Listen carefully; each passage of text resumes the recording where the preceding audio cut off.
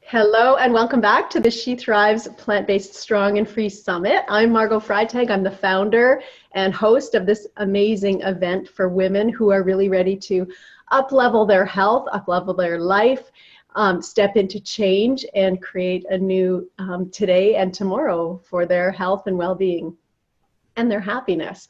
Obviously, that's not just the physical self, but also emotional self and the spiritual self. And all of this is achievable, obviously, if we get the information right, if we get the food right, if we get some guidance and support. And so today I'm really excited to introduce you to a wonderful, amazing, inspiring woman who is going to help with all of that. And her name is Ella Magers. Now, Ella has been an ethical vegan for 23 years. She's the founder of Sexy Fit Vegan. And she is, her role is, or her mission is to empower people to build a plant-strong body, heart, and mind for life.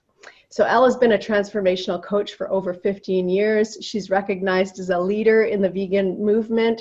She's a published author and speaker who's conducted workshops around the globe, and she is a wealth of information. We are so honored to have you here with us today, Ella. Thank you so much for having me, Margot. Oh, it's great. It's just great that you're here. So let's get started. We have about a half an hour together, so we have lots to cover. I know we talked about. Can you just tell us a little bit about how it all started for you? What's your vegan story? How did this happen? Yes, so I was 7 years old. I got in my car after school one day, and we had learned about Daniel Boone in school. And for anyone who doesn't know, he's one of our first American folk heroes. And he carried around a shotgun, right? And he wore a raccoon hat.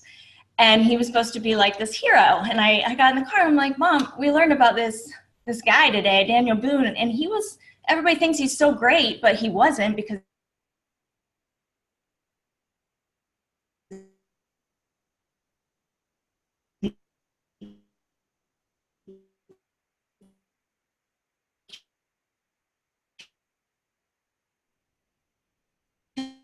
animals, and he wore them. Are just fortunate nowadays. We don't have to do that ourselves. We get to go to the grocery store and pick up the meat from the store. And it was at that moment that that light bulb went off, and I connected the food on my plate to the animal that it was. And that was it. Never ate meat again. I said, Mom, that's it. I'm not doing that again. So that was my vegetarianism. Came at age 7. I kept researching, and I just wrote, every time I got a chance to write in school, everything was about, why are we eating animals? It doesn't make sense. I see your dogs. Yes.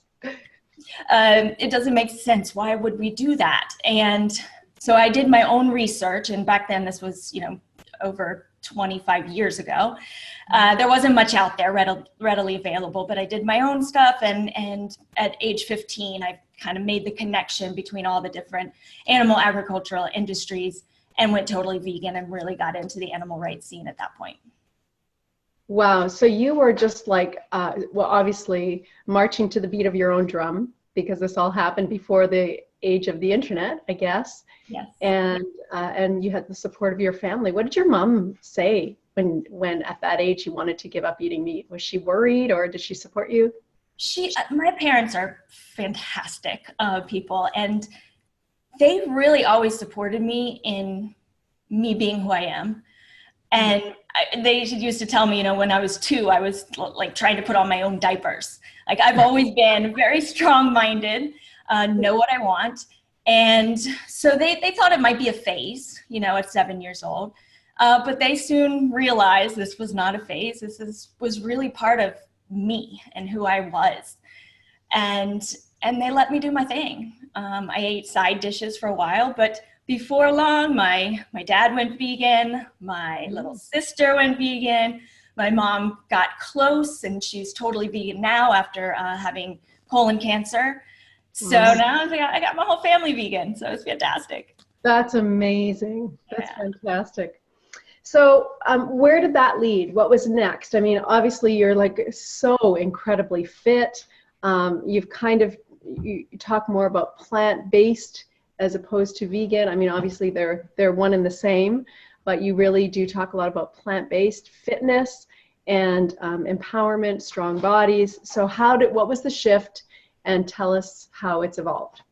Oh, I could talk for hours. So let me try to narrow this down.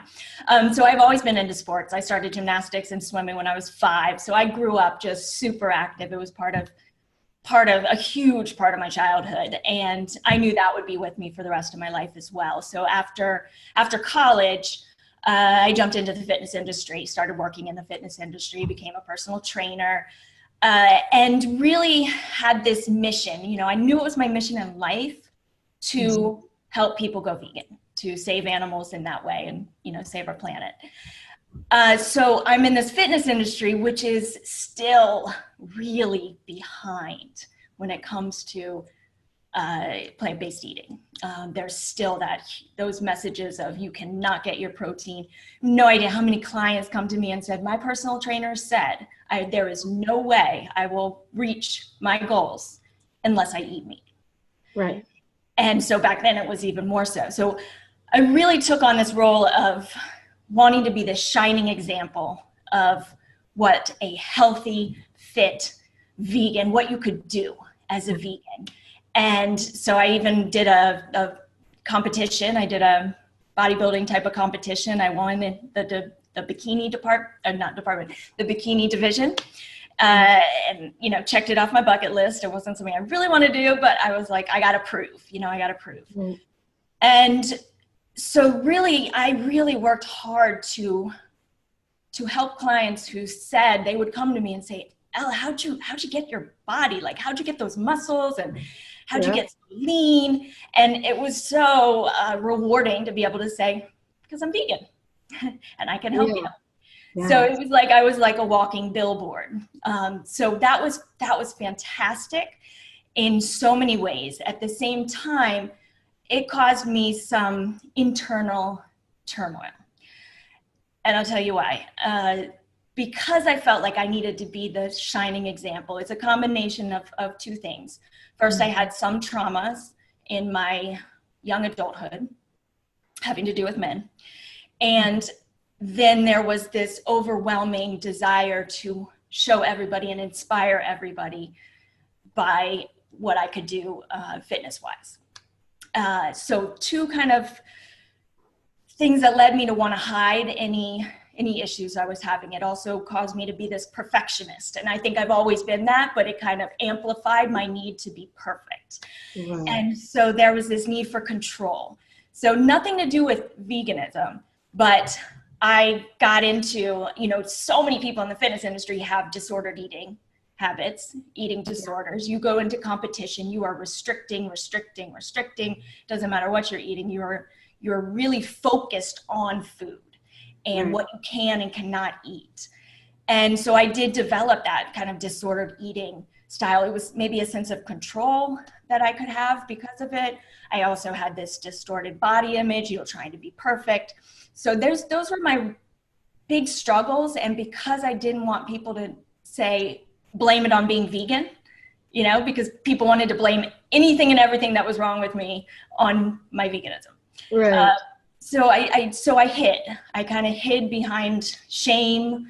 And I did that for a really, really long time. So thank goodness I had this mission in life that just kept me moving forward and kept me doing my thing and kept me feeling like I was fulfilling my purpose. But at the same time, a shift needed to happen very, very badly. So you were struggling on the inside. I was.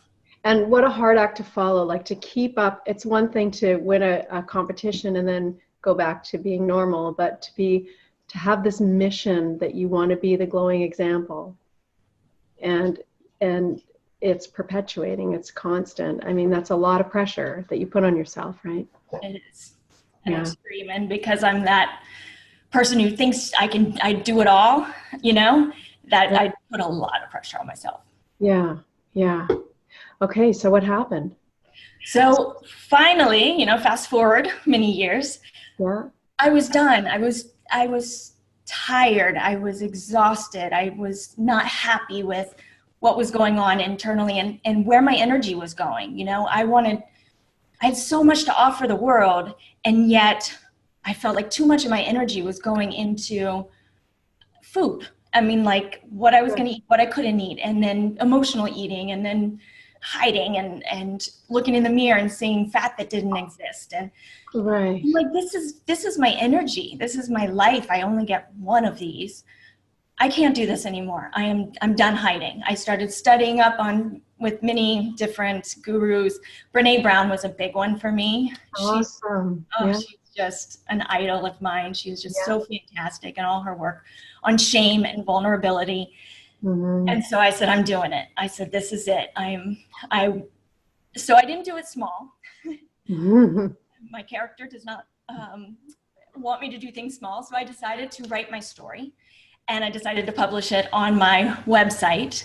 And it ended up being 5 different blog posts. So a series of 5, really getting down and dirty and really sharing all the things that I had kept inside for so long. And I just remember getting ready to press the publish. I know that feeling. You do. Yeah. And it's like, this is it. Like, once I do this, I mean, I can always take it down, of course, but once I do this, it's out there. And I have to be good with that. I have to be strong with that. I have to be okay with not being okay, being okay with not being perfect. So I hit the button, and it was like this breath of fresh air, It was this sense of like light. I felt light. I felt free. And it was fantastic. It was a fantastic feeling. So that changed everything for me. So it was like allowing yourself to be human, sharing being vulnerable, sharing your imperfection or your flaws with the world. And that, of course, opened you up to a whole new world, right? Because people love the true you. Well, I would like to think so, yes. Yeah. No, it's interesting though. I have little epiphanies all the time, but it just occurred to me the other day, and I love learning about me, and I love the growth process, and my mantra is play life like a game, because I've spent so many years feeling anxious that it's time to play life like a game. And I've really been able to embody that since then. But it occurred to me that, I had a string of terrible, horrendous relationships during that time. And it occurred to me that I was basically putting out the energy of how I was treating myself. And that's what I was getting back in the form of relationships with other people. Mm-hmm. And I'll tell you the success story is I've been single for 3 years up until last September. And purposefully, I knew I needed that time. I was really developing the program I've been working on, and I needed to get okay with me, right? And so, but I got back from Europe. I went to Europe last summer to work and finish my program. And I got back, I said, okay, I'm doing it. It's time. I am ready. It is time. So I got on one of those dating apps, and the very first person that I spoke with is now 5 months later, my boyfriend. And he treats me like I've always wanted to be treated. He treats me now like I'm able to treat myself. Right. And beautiful. It is beautiful. It's just fantastic. Oh, that's such a huge realization, right? That I just said this recently to somebody, that they don't love themselves. This particular person does not have any self-love, and yet they wonder why they can't bring that into their life.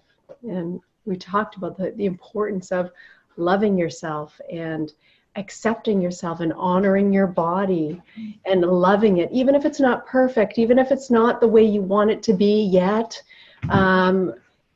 It's we're just human beings. We just have this amazing body, and so many people are on this hate for themselves, hate for their body, and then they wonder why they can't bring love into their life. Well, you've got to love yourself, right?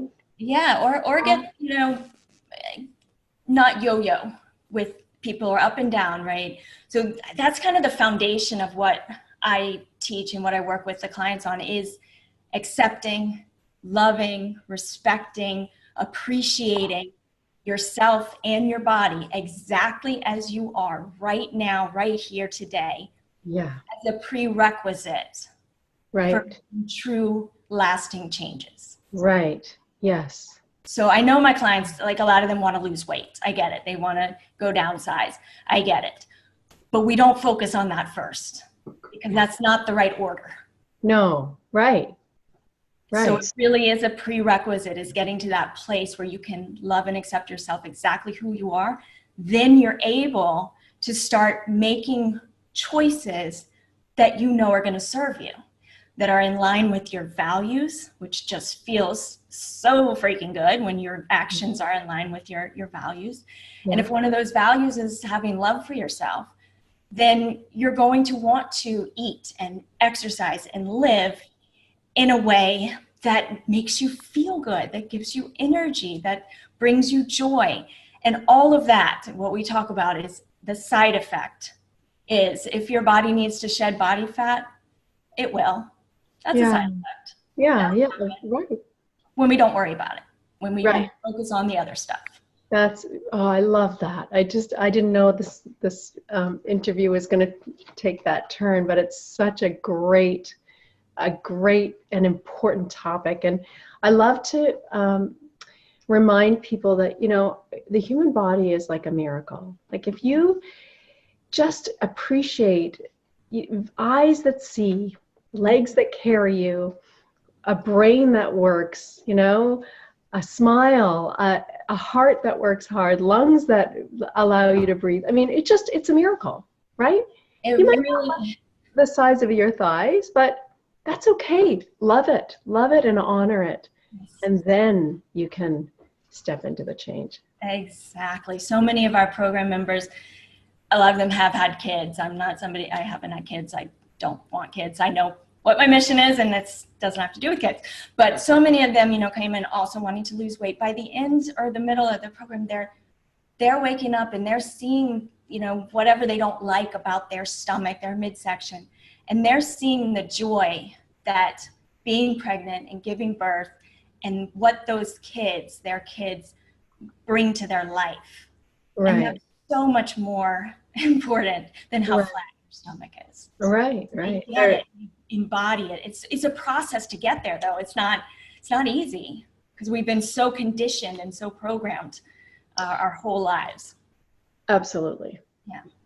Ella, okay, so this brings me to another really kind of important concept that I was thinking about and think about a lot, and that is the compassion element. So, there's this ripple effect. Obviously, when we decide to give up animal foods for whatever reason, sometimes it's ethical, it's for the animals, sometimes it's for health. Mm-hmm. But in both cases, it really does have to do with compassion. So I wondered, you started with compassion for animals, and I wondered if you could just talk about that ripple effect and how compassion for animals has sort of trickled into your own life as far as understanding and embodying compassion as a practice or a character trait.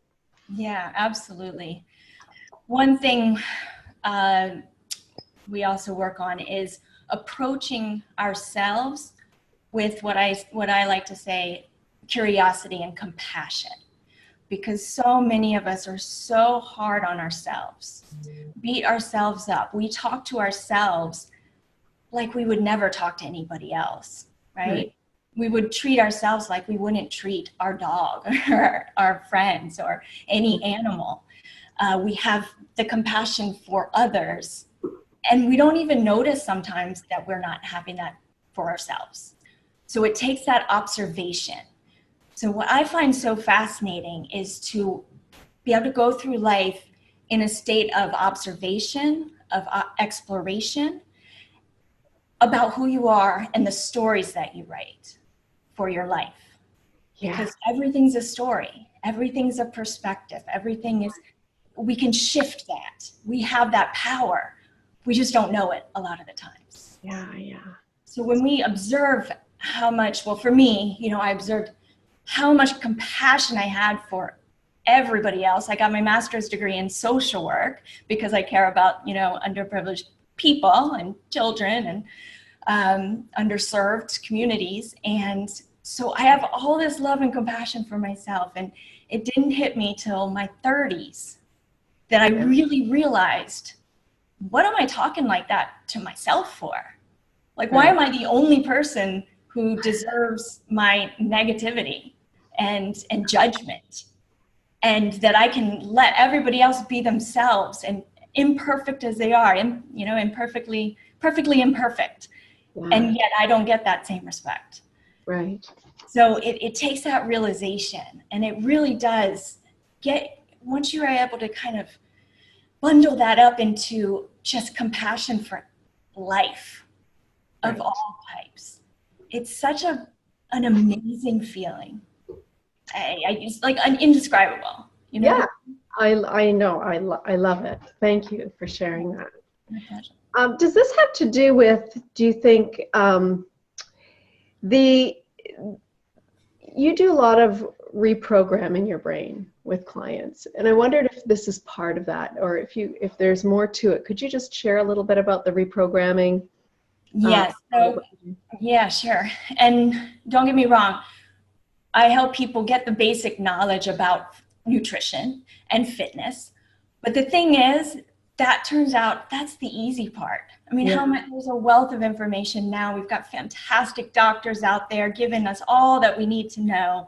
Dr. Greger, I'm such a fan of his, and he's got nutritionfacts.org. I just love him. So there's so much. That's the easy part.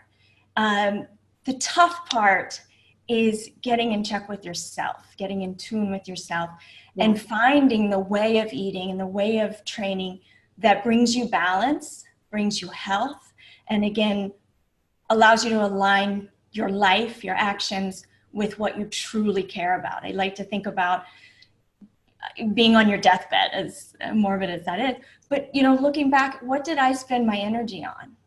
What did I contribute? What did I really care about, and did I spend my energy on that? Right. So whatever that means to you, that's really important. And we use a self-coaching system, and I can explain it briefly. It takes a ton of practice, but the first step is observing. And usually we feel, especially women, right? We can feel our feelings, right? We feel anxious, we feel scared, we feel joy. So the first step is observing those, and then it's exploring the thoughts that are creating the feelings. So thoughts always create our feelings. Right, yeah. The cool thing is we have the power to identify those thoughts, and we have the power to introduce new thoughts that are going to serve us better and lead to us feeling differently. And how we feel triggers how we act, and how we act gives us outcomes. Right. So we really have the power to change our outcomes in our lives by getting control of our thoughts. And it doesn't mean we have to be positive all the time. It doesn't mean you're going to, have a new positive thought and all of a sudden feel positive. Right. It's also okay to not be okay sometimes. It's okay. It's appropriate to sit in sadness or grief when somebody dies. Right. Those are okay. But when you're observing it, and then you can start to introduce thoughts that are going to help you grieve and help you move past that. And so that just applies to anything and everything we do. And when you get to a place where that is just how you think and how you move through the world, that's when you can start to play life like a game. Love it. Because it's like a game. It really is. It really becomes fun. Yeah. That's where I'm at. It's a fun game to explore that and figure that out, and how can I move forward, and what thoughts can I change, and what action, all of that is just, it's fascinating to me. I love that. I love it. Yeah. So the summary of that would be your thoughts impact your emotions or cause you to feel a certain way. And your feelings or emotions are responsible for your actions. And your actions are responsible for your outcomes. Right? Yes. And the one other cool thing is that even if your new thought hasn't replaced the old thought, if you're aware of it and you can act on the new thought, even though the feeling's not there yet, you can kind of skip to the action part in a positive direction, and the rest will come. The feelings will come. but we have that power too. So we don't get to change our feelings immediately with new thoughts, but we can, if we observe them and explore them, act in a way that's going to serve us better. That's great. That's great. What a gift for people to hear that. I love it.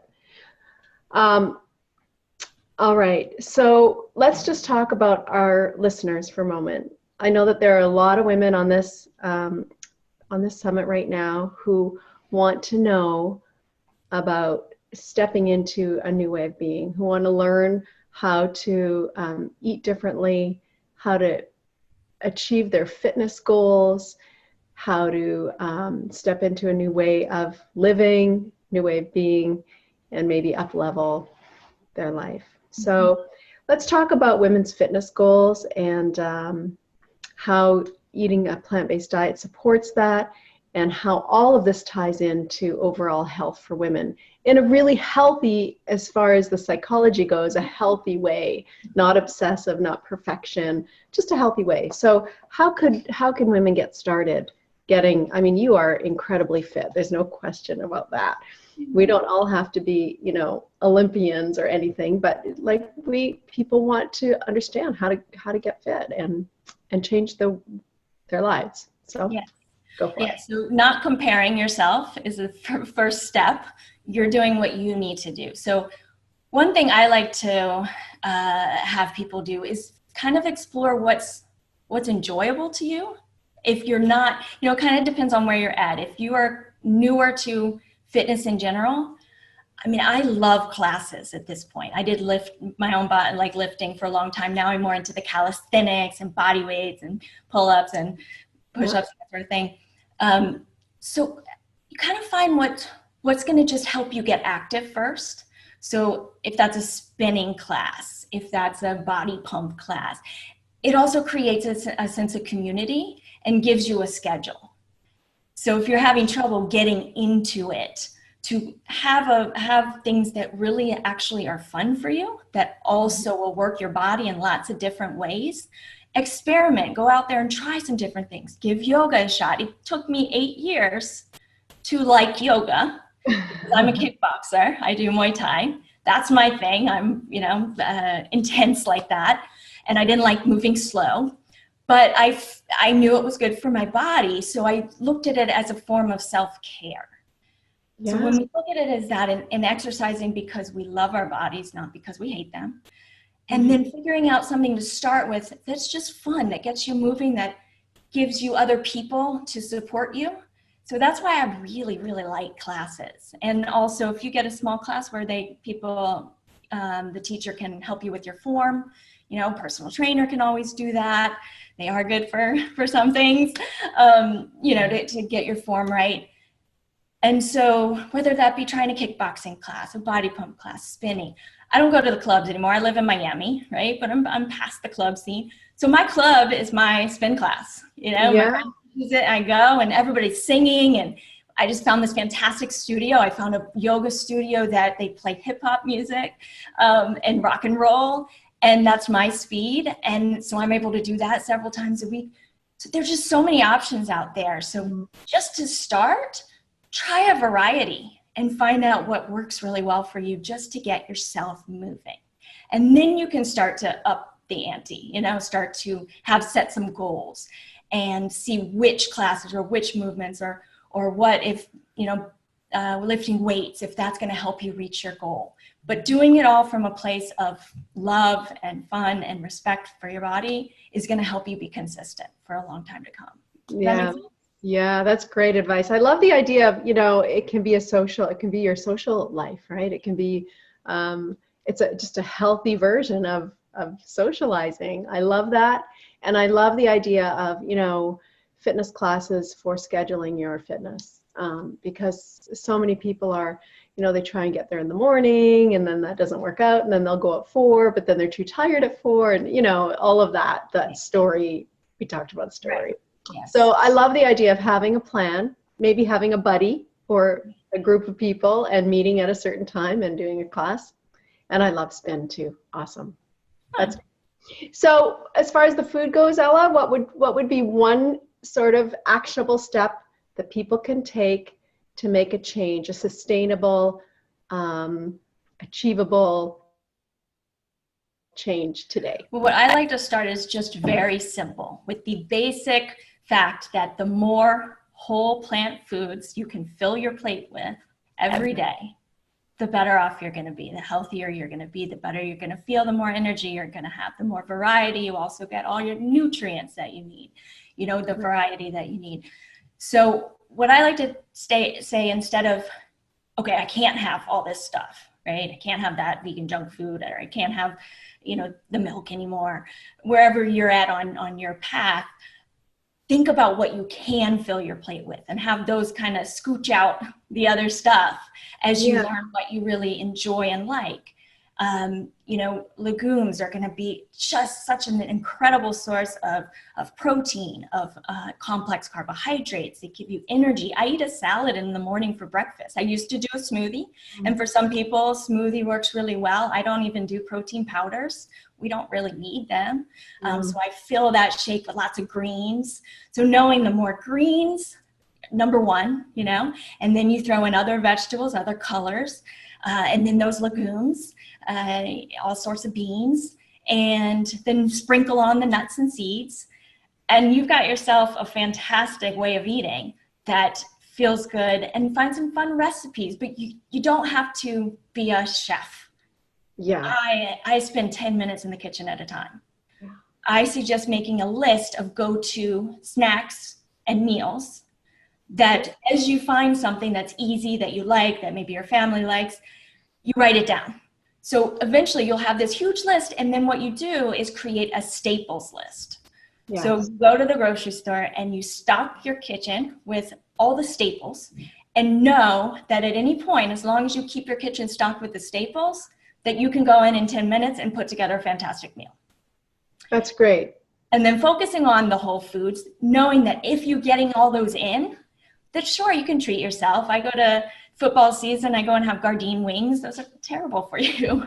But it's part of it's a treat. It's a balance that works for me. I drink a beer, you know, some tequila. It's not the best, but it's a balance that works, that has to work for you and make you feel good and know. And I know when I go and have those wings on Sunday with the beer, that I'm gonna wake up a little puffy, you know, I know the consequences, and I'm choosing to go have a treat and have those consequences. I'm doing it without guilt. Right. If you're gonna treat yourself, enjoy it. And then you'll feel really good because you will want to go back to those whole foods the next day. Right. Does that make sense? Yeah, I mean, it does. It totally makes sense. What I like to tell my clients is that, you know, make decisions about treats that are premeditated rather than impulsive. Because when we make impulsive decisions, we end up feeling bad and guilty. But if we know we're going out on Friday night and they're Gardein, vegan, chicken or whatever, we call them lucky chicken nuggets, then, you know, that's different. You've planned it. You're going in knowing that's what's going to happen. And so there's no guilt, there's no feeling, no beat up. But it's a very different feeling when you go into that situation thinking, I'm not going to do it, I'm not going to do it, I'm not. And then you have it, and then you feel, you know, all that negativity comes up, the negative self-talk, it doesn't work for me, I can't do it, I don't. Yeah, all that, right? So I think it's really important. What you're saying is really important. Treating yourself is okay. You know what the consequences are, and you get to get back on track right away. And there's no beat up when you plan for it. Yeah, I set myself up if I know I'm going out, and this is all out of love for me and my body. Like, I'll drink lots of green juice that day, so I know I'm filling my body with all sorts of dark leafy greens, and I know I'm filling my body with all these nutrients and being nice to it, so that when I go out and eat something that's lacking in nutrients, I can feel good about it because I've really packed it in today. That's great. Thank you, Ella, so much for that. That's super, super great information for our listeners. That's wonderful. We're coming toward the end of our time together here. And I know that you have a special something for our listeners. Would you like to share a little bit about that? Yes, it is an e-guide, I'd call it, on how to create your own superfood protein shakes. So this is great for people, working to pack your body with nutrients, and whether your goal is to build muscle, there's different combinations of foods that you can put in. I love the Vitamix, I have to say, but put in your high-speed blender and really get what you're looking for. And if you have a craving or something that you particularly like.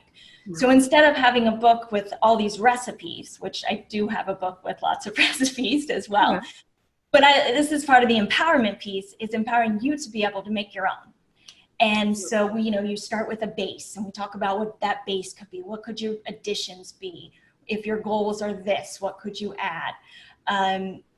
And so I really kind of walk you through the steps of creating this masterful shake that you can feel so good about drinking, about packing your body with the nutrients you need based on your goals, and just being able to do it yourself. And again, keep those staples and mix it up. If you love coffee, coffee can be part of your base, and then you got a coffee shake, and you can still throw in hemp seeds and chia seeds. You can put all this other stuff and still get your coffee in for the day. There's so many cool things we can do with a simple smoothie. And this just kind of walks you through that process. That's great. Well, I look forward to getting that. Thank you.